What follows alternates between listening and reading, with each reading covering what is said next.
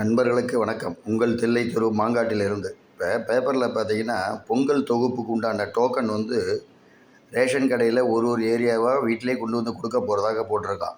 இதில் ஒரு சின்ன நெருடல் என்னென்னா, வீட்டுக்கு உரிமையாளராக இருக்கிறவங்க அந்த வீட்டில் இருப்பாங்க. ஒரு வீட்டில் வாடகை வீட்டில் குடியிருந்துட்டு இன்னொரு வீட்டுக்கு போகிறவங்க இந்த சேஞ்ச் ஆஃப் அட்ரஸ் எல்லாம் கொடுத்துட்ருக்கிறது சமீப காலமாக முடியாததாக இருக்குது.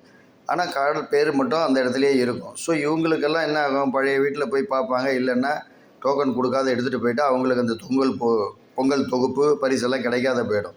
ஸோ இதுக்கு எனக்கு என்ன தோணுதுன்னா, சப்போஸ் அந்த வீட்டில் இல்லைன்னா அவங்க நேரில் அந்த பழைய ரேஷன் கடையிலேயே வந்து சம்மந்தப்பட்ட ரேஷன் கடையில் வந்து அந்த டோக்கனை வாங்கிட்டு என்ன டேட்டில் அவங்களுக்கு கொடுக்கணுமோ அந்த டேட்டில் அவங்க போய் வாங்கிக்கலாம். அது மாதிரி ஒரு சுற்றறிக்கையும் இருந்தால் நல்லாயிருக்கும். சுற்றறிக்கைனா சர்க்குலர்.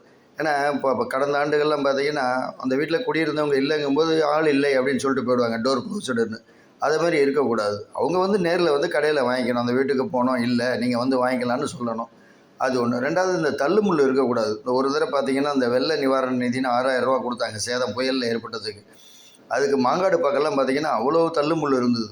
போய் வாங்குறதுக்குள்ளே போரும் ஆகிட்டு உயிரை பணம் வச்சு வாங்குற மாதிரி ஆகிடுச்சு. சில பேருக்கு அது கிடைக்கல, அந்த டோக்கன் இஷ்யூஸ்லாம் பண்ணலை. அப்போ என்ன சொன்னாங்க, ஒரு ஃபார்மை கொடுத்து அதை ஃபில்லப் பண்ணுங்க, அதுக்கப்புறம் உங்களுக்கு வரும்னாங்க. 25 நாள் கழிச்சு வந்தது. வரது இல்லைன்னு சொல்ல, எதுவுமே அந்த டயத்துக்கு எல்லாருக்கும் கிடைக்கணும், பயனாளிகளுக்கு கிடைக்கணும். இதுதான் வந்து ஒரு நல்ல சிஸ்டமாக இருக்கணும், திட்டமாக இருக்கணும்.